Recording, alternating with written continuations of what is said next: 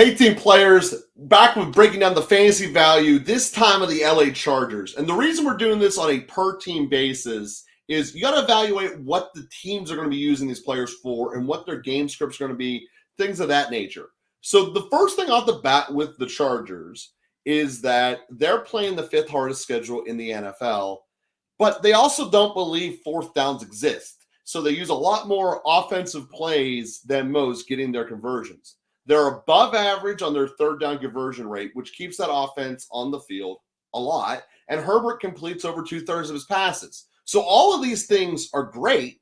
But when we look at the Chargers, two of their best weapons in Mike Williams and Allen seem like they get hurt every damn year. And so therefore it makes it hard to rely on them. But when they're out there, they're just massive, massive talents. And I want to start in that receiving room because with the Chargers, I think it's a very interesting conversation. I believe that we have finally gotten to the point, basically because of Allen's age, that by the end of this season, the San Diego Chargers will recognize, the Los Angeles Chargers will recognize that Mike Williams is the best receiver on their roster. I just think it's naturally to that point. Not saying Keenan Allen didn't have a great career or anything, but you just get to the end, you get to the end. And Williams already is the vertical downfield, push the ball receiver as it be, and Allen is more of the reception machine. So in a non-PPR league, in a standard setup, they're much closer to average with each other in terms of their values. But I want to start with that because Mike Williams is getting drafted like 8 rounds after Keenan Allen. And I think there's a chance that he ends up being the best receiver on the team. And I believe if you go by pure talent, what can they do on the football field? Mike Williams is already better than him. It'll just take the season for the numbers to spill it out. And that's why I am very pro Mike Williams as a guy who is going running back super heavy. It's because I know I can get Mike Williams late in the draft, and I'm comfortable with him being a number 2 receiver because I believe that's where he'll end up being. Borderline number 1 quality, definitely receiver number 2 quality, and I love that. I love knowing that I have an ace in the hole that I can rely upon down in the draft. Yeah, Joe, I mean, I am going to disagree with you, however. Okay. I love Mike Williams where he's getting drafted. His ADP falls around wide receiver 28. Mm-hmm. And so you're equating that to probably around 6th round, 7th round, somewhere in there. Mm-hmm. And essentially, you know, a lot of sleeper drafts that I've seen, if you take Mike Williams, you may or may not take Quentin Johnston, and his ADP is as the 43rd wide receiver. Mm-hmm. And so you look at it and you say, okay, well, this is a very strong wide receiver room when healthy. Oh yeah. And I went on record when we filmed about the Chargers that I think that if Allen can play a full season, he could end up as the number 1 wide receiver in fantasy. And there's a very good case in a PPR league with the amount of volume that Allen gets, even when he doesn't play a full season, that you would want to draft him. Yeah. However, you have to draft him very, very high. He's getting drafted usually in the 3rd, 4th round. I've seen him go in the 4th round a lot. Mm-hmm. His ADP is at wide receiver 18. And if you say to yourself, and we'll pull up a couple of wide receivers around that wide receiver 18 ADP to see, you know, who you would rather have, and especially other players within there. But the reason I like Allen so much is even when Mike Williams is on the field, mm-hmm. Herbert throws the ball, it feels like, more than almost any other quarterback in the league outside of what Tom Brady did last year and maybe Patrick Mahomes. There were games where... Why not? They don't run the ball. You know, and Jared Goff threw the ball a bunch last year as well. But you look at it and you look at all the games, I think Herbert only didn't throw the ball over 30 times, like twice. Mm-hmm. And so you say to yourself, okay, well, where are all those targets going? Well, when Allen and Williams were hurt, all of those targets were going to Eckler. And that is why you see Eckler with 107 receptions last year. those numbers are probably going to fall backwards if Williams or Allen stays healthy, because now Quentin Johnston is in the mix as well. And so you're probably going to see that even out a little bit more, and Eckler's probably going to drop to 60, maybe 50 receptions. And his value when you're taking Eckler in the first round, usually around the 5th, anywhere from the 5th to the 12th pick, you know, I'd be a little bit worried because he only went over 100 yards twice last year. And usually as a runner, usually when you're drafting a runner in the first round, you want that runner to go over 100 yards as a runner. And he did a lot of his work in the passing game. And as I said, if Allen can play a full year, then Allen is a guy that I want to own. If Mike Williams plays a full year, again, Williams missed 4 games. And we look at these stats here. Williams missed 4 games. He had 63 receptions on 93 targets, 895 yards, 4 touchdowns, 14.2 yards per catch. Allen, 89 receptions, or 66 receptions on 89 targets, 752 yards, 4 touchdowns, but he missed 7 games. So injuries are a part of the game. We know Keenan Allen isn't healthy. We know Mike Williams has problems, and we know that we're not going to get them 100% of the time. Williams is the better value because you're going to get Williams much later than you're going to get Allen.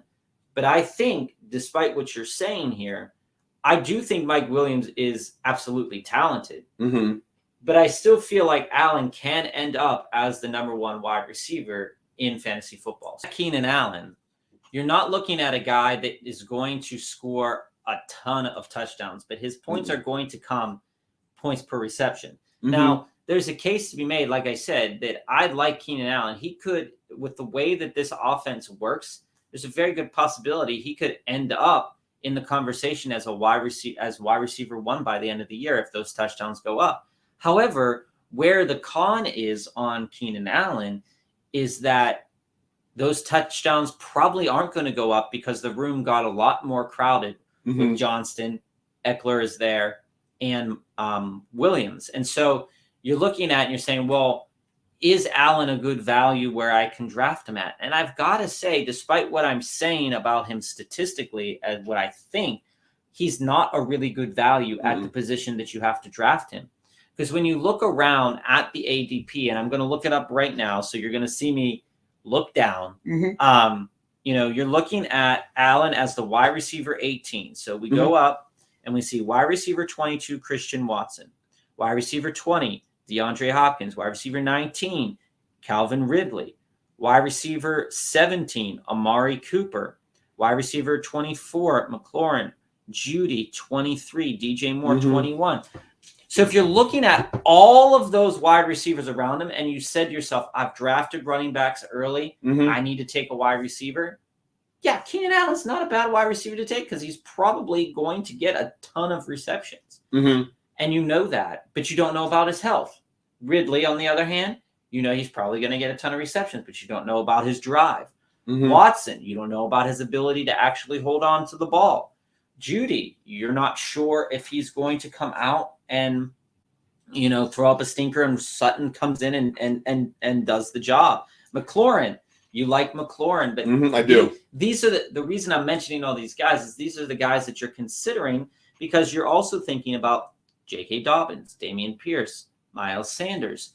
And so you look at it, and depending on your roster construction, will then point you in the direction of Keenan Allen or Mike Williams, because I think one of those 2 guys, if you're going to win your league this year, I think one of those 2 guys are going to be on your roster, to be honest with you. And I believe it's going to be Mike Williams. I guess just because Herbert throws the ball so much. That's a big part of it. And so let's talk about Mike Williams and Quentin Johnston here real quick. So both of those players, Quentin Johnston by default because he's a rookie, are on the upswing of their career. Keenan Allen, at best, is plateauing, if not starting to come down. And that's why I'm saying Mike Williams is going to end up surpassing him. Because Williams is on the ascent. This is that neighborhood in the draft where you're looking at Williams, where you have the possibility of getting him, and then in the following round-ish, Pickens. And for both of these guys, I think it's a similar thing. Receivers that are going to end up being the number 1 on their team, but are not now. And identifying those players in real life is how you make big strides in fantasy football.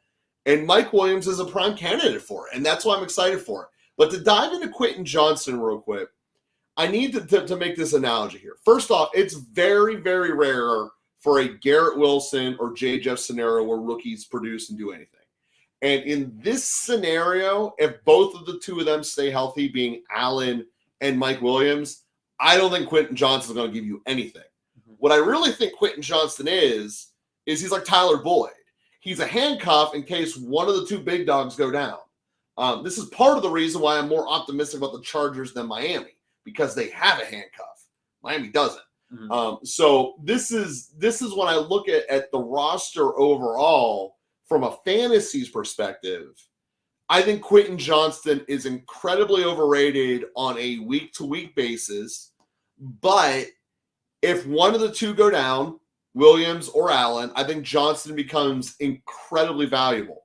And all of that added up, now that we've discussed the Quentin Johnston effect, I think will dramatically kill Eckler's value. There's no way he's getting 100 catches this year. It's not happening. So you start taking all this away, you get the multiplier effect of how touchdowns are already fluky. He's not a real running back.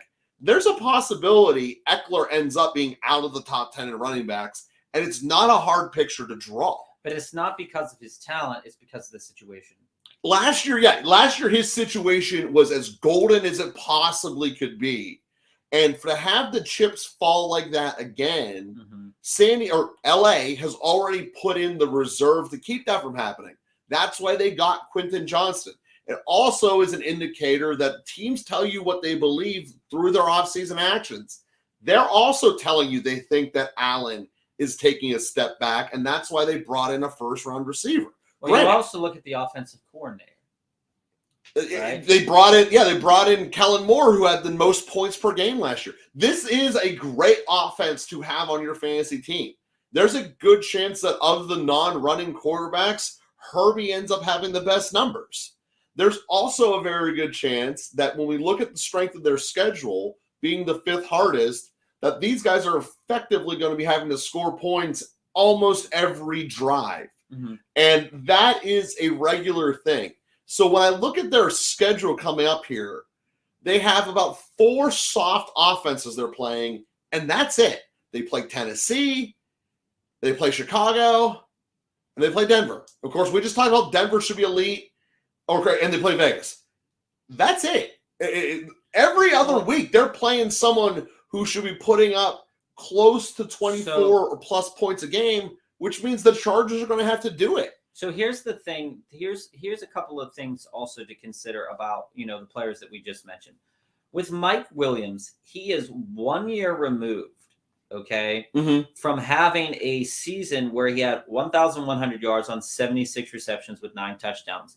If you can get that again and you're drafting that in the 6th, 7th round, you're getting phenomenal value there. Yeah. There has been 2 seasons where he's done 1,000 yards. Every other season, he's been pretty much banged up. Yeah. He gets banged up a lot. I'm not fighting it. But so he's amazing when he's out there. It's dangerous. It's dangerous to do that. But again, you're taking him at his price. Keenan Allen, we know he can perform, and we know that he has had some injury troubles in the past as well. But the where you have to take Allen at, and where you can potentially win, so you can potentially take J.K. Dobbins, Pierce, if you like him, we don't. And you can get some better value. Potentially you want to take Calvin Ridley if you like him too. But Mike Williams, in the rounds that you're taking Mike Williams, the other options sitting there are George Pickens. You're sitting there thinking about, am I going to take another running back like Rashard White? So the value that Mike Williams provides to you is really immeasurable, and he's going to slot in probably as your 2nd or 3rd wide receiver, maybe your flex, and I think you won't be disappointed. But back to Eckler. Well, let me do one last point on the 2 receivers. We brought this up with Gabe Davis about how Gabe Davis takes 2 weeks to recover from injury. These 2 don't. These 2, when they're on the field, they are right. They might take an extra week off before getting back that you're not a fan of as a Charger. But when they show up, they produce immediately. Well, the thing about Mike Williams and Keenan Allen is that you're going to know ahead of time their health situation, Mm-hmm. and they're not going to try to play. That's it. Yep. Whereas Gabe Davis, you're going to hear, oh, he's questionable. Oh, I'm going to start him in the lineup, and then he plays and it gets gives you nothing because he's a 2 yards. weeks recovery guy. Yeah. So that's kind of the damage there. And Allen only did that, I believe, once last year because we thought he was back, but then he wasn't really back. Mm-hmm. But to the point of Austin Eckler here is if you go through the history of his targets, they really align to the health of these wide receivers. Mm-hmm. So in a year where both wide receivers were healthy last year, Allen was healthy, Mike Williams was healthy. Mm-hmm. His targets were 94, his receptions were 70, he had 647 yards, so only like 80 yards less than what he totaled last year, Mm-hmm. and he had more receiving touchdowns. He had more rushing touchdowns last year with 911 yards, so almost identical numbers to last year. Mm-hmm. You look at the season previously where both wide receivers, I believe, were hurt. That didn't line up, right? So 54 receptions, 92 receptions, 39 receptions. So if you're taking Austin Eckler in the first round, you are hoping that the touchdowns are still there. You're hoping that the offensive coordinator in Kellen Moore uses him in the way that we think. I believe, unlike Joe here, that Eckler will finish the year as a top 5 running back. I think there's a good chance that he finishes the year as number 1 again, but I think running back numbers are going to be down in general. So I don't think that I think that if he improves, I think that having other wide receivers there might force them to use him more in the running game. And we saw in a couple of games, like I said, he only eclipsed it twice. Mm-hmm. It was against very bad teams, but the potential is there that he could do it. He has zero competition in the backfield. You're not screaming for Joshua Kelly. Nope. You're not screaming for Xander Spiller. Horvath. Yeah. You're not screaming for Isaiah Spiller. So he is unquestionably the running back to own on that team. Mm-hmm. But whereas you said, it's hard to assume that those touchdowns are going to be there for a third year in a row. Mm-hmm. And so for that reason, there's a good case to make that you would dog him down your board.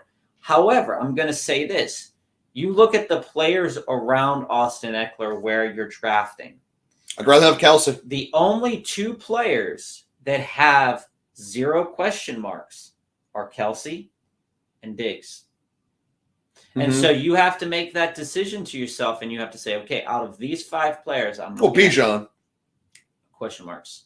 He's a rookie, I'm right? not worried about that. Like Atlanta's gonna be fine. There's a good chance though that he could be gone by the time people are. Yeah, it's true. People are higher on him. He's getting his ADP is rising. People are taking him at 4 and 5, and so Eckler's getting passed down because the drafts are going, and this is what we've seen, and this is what everybody has seen, is Jefferson, Chase, CMC, Hiller Cup,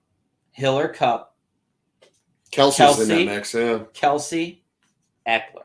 Yeah, Bijan or Eckler, yeah. Right, Eckler, Bijan. So you have a chance, and this is why I say that I'm not passing on Eckler if he's there when I'm getting there, is if I'm at drafting at 8 and Eckler is still there, and my choice is between Eckler, Diggs, or CeeDee Lamb, that's going to be a very difficult decision for me, but I'm probably not going to pass up on Eckler because I know he's not going to make it back around to me. I know Diggs probably won't make it back around to me either, but, if you're in a 10-team league, it's very well possibility that Diggs could make it back to you. Eckler is just such an anomaly in what he can do. He provides you the same numbers as a like running back 2, running back 3, and the same and numbers almost equivalent to a wide receiver 3. So you're looking wide receiver 3, wide receiver 2. Oh, in a PPR league, he's much more valuable than a standard. There's no doubt about that. So you're looking at it and you're saying, okay, Austin Eckler, where this team is stacked, and this is a case to say Justin Herbert could be a great quarterback for you. I think Herbert is actually, of the quarterbacks, he's one of the few that's priced appropriately. I do think he's going to be of the non-running quarterbacks, he is going to have the best season. I think it's going to be, basically him, Burrow, and Rodgers. Let's fight it out of the non-running quarterbacks. And Mahomes is a running quarterback. I count Mahomes as a runner. But at the end of the day, Burrow's going fourth out of the quarterback list, and Herbie's falling like seventh. I'd way rather have Herbie. I would rather have Herbie or Deshaun Watson at their value rather than Joe Burrow at his value. Absolutely. First of all, I think Herbie's going to have a better year than him. And statistically, I do think Joe Burrow's going to win the MVP because they're going to be the 1 seed. But I think statistically, Herbert's going to be in a lot more shootout situations where they're losing a lot more and having to go through it.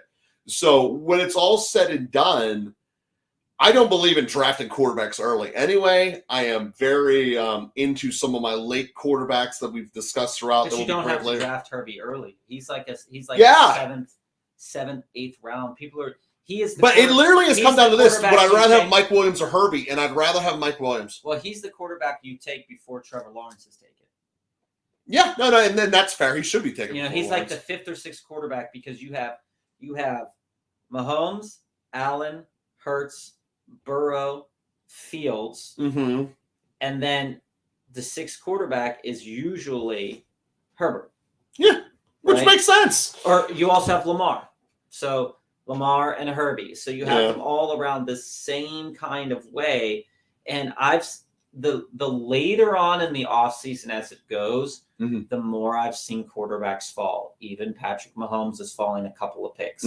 So people are riding the ship on the ADPs, like we told you at the beginning of the season or beginning of the offseason, that these ADPs are aligning themselves more adequately now. People are realizing, I do need a top flight running back. I do need a top flight wide receiver. Maybe I don't want to take 2 wide receivers. Maybe I do need to take a guy like Jonathan Taylor, even though his situation isn't phenomenal, but he has the upside to be a number 1 running back in the league. Sure. And that's the thing. Eckler, if you're going after players that have the chance to be the number 1 scorers in the overall NFL, Eckler has a better case to do that in my mind than Jamar Chase.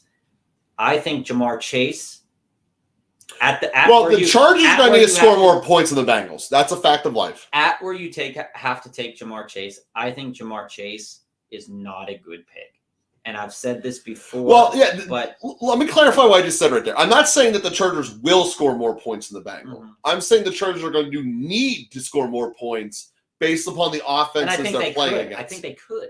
I think that overall, the Chargers have a very good chance of being the highest scoring offense in the NFL. And therefore, their quarterback and their 2 receivers make a hell of a lot of sense. There's a good chance they still lose a lot of games. That's also true.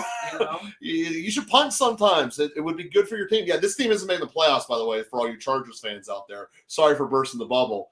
But they're going to put up a lot of points for fantasy, and it's going to be a very good thing. Avoid their defense, though. It's one of the most overrated fantasy units out there is the Chargers defense. They have really 3 players, and that's it, and they're going to get exploited all year. I said this the day of the draft. They needed an edge rusher. They didn't get one. They're going to have problems, especially when Bosa gets hurt. Yeah, so, I'm on board with Herbie. I'm on board with Allen. I'm on board with Williams. I'm on board with Eckler. You could potentially draft all 4 of those guys. I wouldn't. But no, don't draft all 4 of them. You still need diversity. You could. You'll lose that bye week for sure.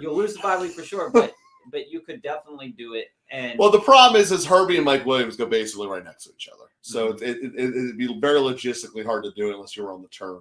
But the core concept being that it's going to be a good offense. It's going to be a very good offense. And despite the fact that I keep saying you guys are from San Diego, you guys do deserve some fantasy respect because you guys have put up some numbers.